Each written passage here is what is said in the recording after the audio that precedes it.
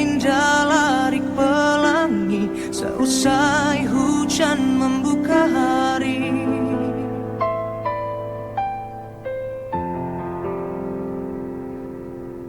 Samar dirajut mega, garis wajahmu lembut tercium.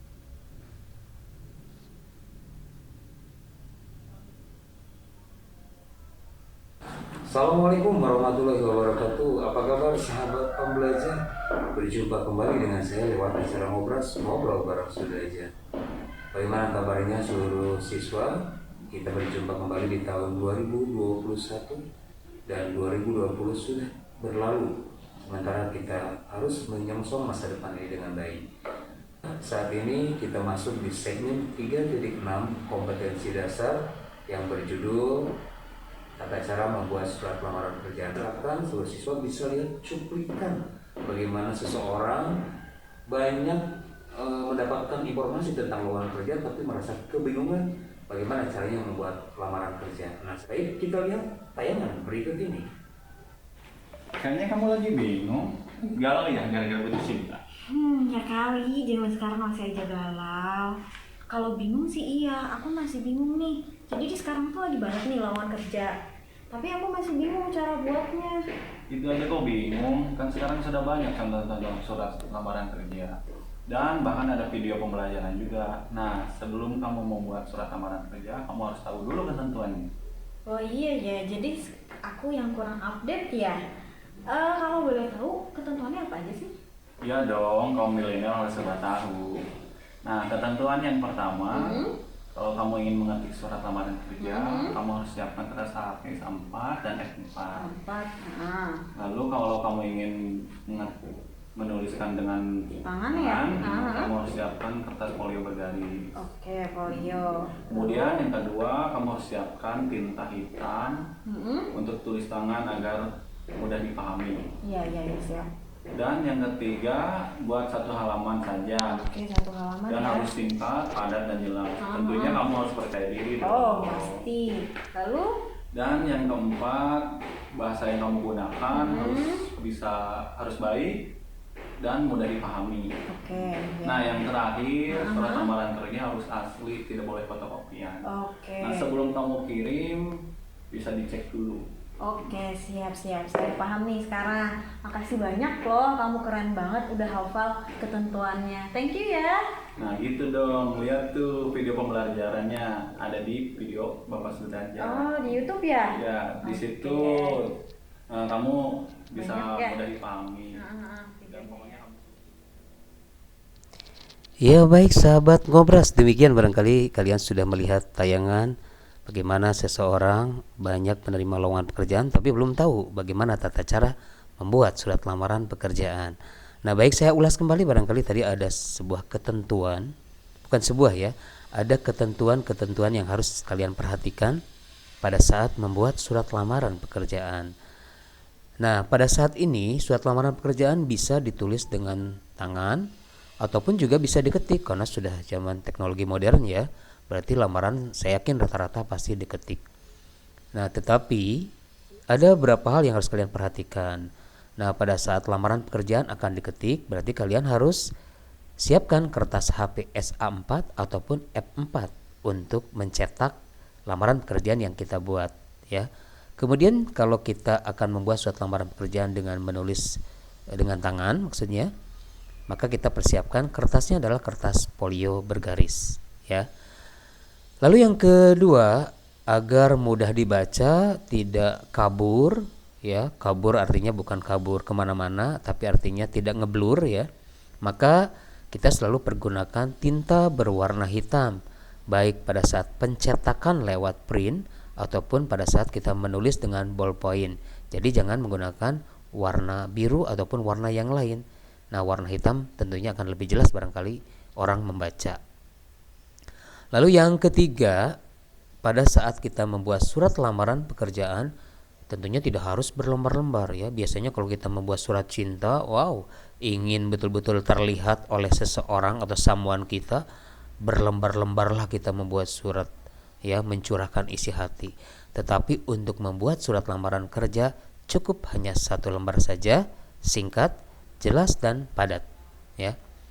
Kemudian pada saat membuat surat lamaran pekerjaan, tentunya kita harus menunjukkan rasa percaya diri. Bagaimana kita bisa memperlihatkan rasa percaya diri?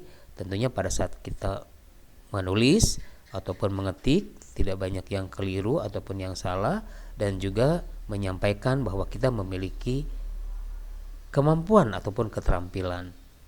Tetapi dalam hal ini jangan terlalu kita menyombongkan diri, ya. Nah, ini akan membuat orang mengetahui siapa diri Anda sebenarnya. Lalu yang berikutnya, yang kelima, pergunakan bahasa yang baik dan benar. Artinya berarti sesuai dengan kaidah bahasa Indonesia, ya.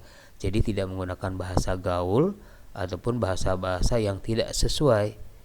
Dan tentunya kata-katanya sangat mudah dipahami ketika dibaca oleh seseorang.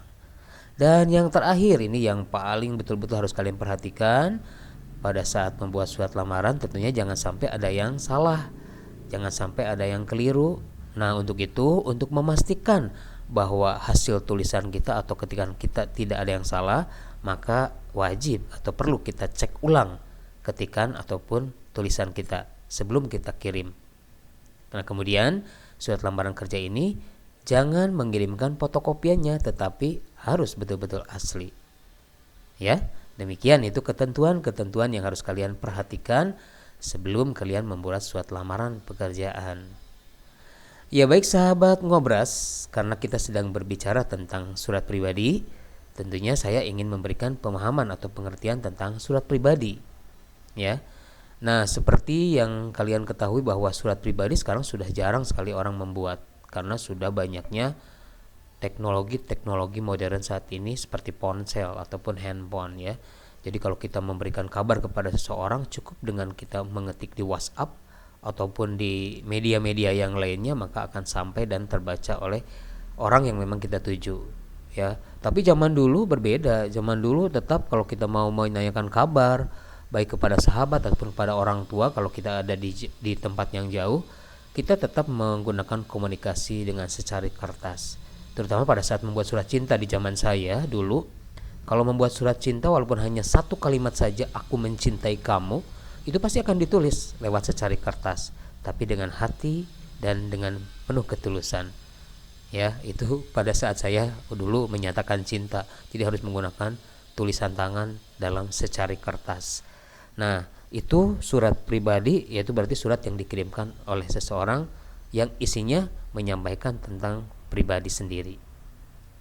Tetapi ada surat yang disebut surat setengah resmi, yaitu surat lamaran pekerjaan. Kenapa disebut setengah resmi? Karena dibuat secara pribadi tetapi ditunjukkan kepada suatu lembaga, baik instansi pemerintah maupun perusahaan swasta. Nah, sekarang apa sebetulnya pemahaman atau pengertian atau definisi daripada surat lamaran pekerjaan? Nah, surat lamaran pekerjaan ini adalah surat yang dibuat oleh seseorang yang disampaikan kepada suatu lembaga, baik instansi pemerintah maupun perusahaan swasta. Ya, tadi yang seperti yang saya sampaikan bahwa surat lamaran pekerjaan itu adalah surat setengah resmi.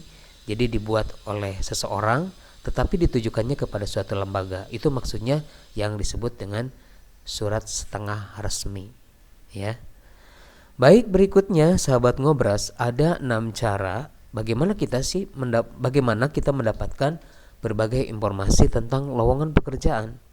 Sekarang sudah banyak, ya, kita bisa mencari lowongan pekerjaan atau mencari informasi lowongan pekerjaan di mana-mana. Yang pertama, bisa saja kita mendapatkan informasi lowongan kerja melalui media massa ataupun koran, ya. Tentunya kita akan cek di iklan lowongan pekerjaan kalau kita membaca koran, misalkan koran Radar Bogor ataupun media massa yang lainnya. Kemudian yang kedua, bisa juga kita mengunjungi pameran atau bursa kerja untuk mencari informasi tentang lowongan pekerjaan. Nah, biasanya ada lembaga seperti perguruan tinggi untuk merekrut mahasiswa baru, mencoba membuka bursa kerja. Nah, informasi lowongan pekerjaan bisa kita dapatkan dari situ ataupun bursa kerja dari Depnaker, Departemen Pekerjaan. Ya. Kemudian juga ada bursa kerja dari suatu lembaga seperti lembaga pendidikan. Nah, di sekolah kita baik di SMK Pelita maupun di SMK Golden sudah memiliki bursa kerja khusus, sehingga kalian kalau mencari lowongan pekerjaan tidak harus kemana-mana, tapi cukup angkat telepon, hubungi SMK Pelita ataupun SMK Golden, maka kalian akan mendapatkan informasi tentang lowongan pekerjaan. Kemudian berikutnya yang ketiga adalah menjelajahi internet. Wow, tentunya kita sekarang berada di zaman atau era revolusi industri 4.0 ya, 4.0. Kita harus sudah bisa mengoperasikan internet ya, lewat Google kita bisa mencari informasi tentang lowongan pekerjaan. Kemudian yang keempat, bisa juga kita mendapatkan informasi lowongan pekerjaan dari teman ataupun relasi. Barangkali ada teman kita yang sebelumnya sudah sukses bekerja, kemudian bisa juga memberikan informasi kepada kita. Nah, kenapa tidak? Tentunya kita akan mendapatkan informasi lowongan pekerjaan dari teman kita atau relasi. Yang kelima, bisa juga menghubungi headhunter atau pencari sumber daya manusia. Nah, ini biasanya ada beberapa orang yang mencari tenaga kerja ya untuk ditempatkan di berbagai industri ya. Nah, kita bisa mendapatkan informasi dari situ. Dan yang terakhir, kita juga bisa langsung mendatangi beberapa perusahaan. Artinya kita coba-coba bertanya kepada beberapa perusahaan apakah ada lowongan atau tidak. Ketika kita mendapatkan informasi lowongan pekerjaan, baru kita membuatkan surat lamaran pekerjaan. Nah, demikian barangkali beberapa informasi lowongan pekerjaan bisa kita dapatkan dari beberapa hal atau dari beberapa faktor atau dari beberapa informasi ya, seperti yang tadi saya sampaikan. Baik sahabat Ngobras, kita lanjutkan. Ini salah satu contoh dari bunyi surat lamaran pekerjaan. Nah, yang pertama kalian harus mengetahui terlebih dahulu bagian-bagian dari surat lamaran pekerjaan. Yang pertama ada tanggal surat, kemudian ada alamat yang dituju, ini, kemudian ada salam pembuka, ada isi surat. Nah, isi surat dibagi menjadi 3 bagian. Yang pertama bagian pembuka, kemudian yang kedua bagian isi surat, lalu yang terakhir bagian penutup atau closing ya. Nah, itu beberapa bagian yang harus kalian ketahui. Dan yang terakhir ada salam penutup, kemudian tanda tangan dan nama jelas kalian harus dicantumkan di sini ya. Nah, baik, sesuai dengan contoh ini yang pertama, misalkan kalian melamar kerja tanggal 5 Januari 2021, lengkap ada nama kotanya Bogor, kemudian 5 Januari 2021. Lalu berikutnya di bagian kedua, alamat yang dituju ya. Berarti ini adalah informasi perusahaan, kemudian alamatnya dan kotanya ada di mana. Nah, disampaikan di alamat dalam atau alamat yang dituju.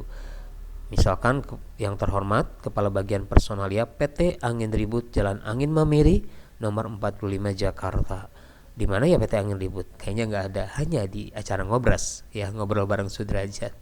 Ya baik, itu alamat yang dituju. Tetapi ada juga biasanya di informasi lowongan pekerjaan alamat yang ditujunya disampaikan melalui PO Box. Ya, misalkan melalui PO Box 272. Nah, berarti alamat dalamnya kalian cantumkan kepada pemasang iklan dengan alamat PO Box 272 Jakarta Timur. Nah, misalkan seperti itu. Kemudian bagian yang ketiga, di sini ada salam pembuka dengan hormat ya, diakhiri dengan koma. Kalian perhatikan tata cara penulisannya. Lalu baru kita masuk kepada isi surat yang diawali dengan ini pembuka ya. Pembuka surat ya. Bunyinya seperti ini contohnya: sehubungan dengan informasi dari Harian Radar Bogor tertanggal 2 Januari 2021 bahwa perusahaan Bapak atau Ibu saat ini sedang membutuhkan tenaga untuk bagian administrasi. Nah, itu pembuka ya, bagian daripada isi surat, bagian awal. Kemudian baru masuk kepada isinya. Maka dengan ini saya mengisi lowongan pekerjaan tersebut dengan data-data pribadi sebagai berikut. Ada nama, kemudian tempat tanggal lahir, jenis kelamin, hati-hati jangan digambar tapi ditulis atau diketik, kemudian pendidikan terakhir, dan alamat. Nah, itu adalah item atau poin-poin dasar saja. Nanti lengkapnya akan dibuat di daftar riwayat hidup atau kurikulum vitae. Berikutnya, isi surat berikutnya ada lampiran. Nah, di kalimatnya disampaikan, bersama ini saya lampirkan beberapa persyaratan sebagai bahan pertimbangan sebagai berikut. 1. Fotokopi ijazah sebanyak 1 lembar, kemudian fotokopi transkrip nilai, fotokopi surat kelakuan baik dari kepolisian, dan daftar riwayat hidup.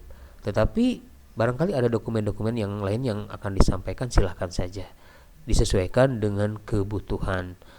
Nah, kemudian yang terakhir adalah kalimat penutup. Nah, ini ditutup, saya berkeinginan untuk maju dan sanggup bekerja keras, serta yakin dapat bekerja dengan baik. Nah, itu yang disebutkan bahasanya percaya diri, tapi tidak sombong. Kemudian ditutup, demikian surat lamaran ini saya sampaikan atas perhatian dan kerjasama dari Bapak dan Ibu. Atas perhatian dan kebijaksanaan dari Bapak dan Ibu, saya ucapkan terima kasih.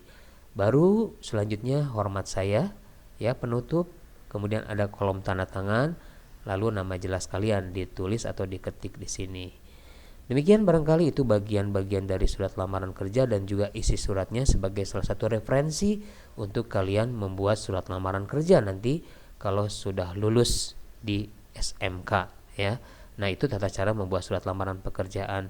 Jadi kalau andaikan mendapatkan informasi dari media massa atau koran, maka disebutkan nama korannya, kemudian tanggal berapa, ya. Itu harus dicantumkan di dalam pembuatan surat lamaran pekerjaan. Itu baru satu contoh yang saya sampaikan kepada kalian, karena masih panjang perjalanan kita. Videonya tidak terlalu panjang dulu. Yang penting kalian memahami terlebih dahulu bagaimana tata cara membuat surat lamaran pekerjaan.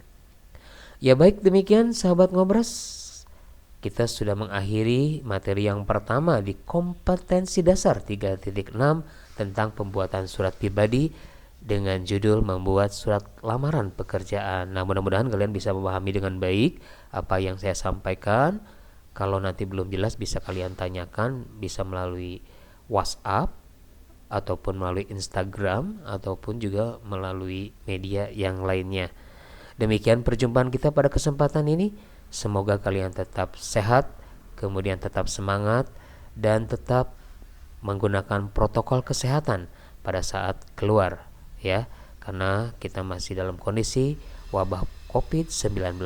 Terima kasih atas perhatiannya. Sampai jumpa lagi di acara Ngobras, ngobrol bareng Sudrajat. Wassalamualaikum warahmatullahi wabarakatuh.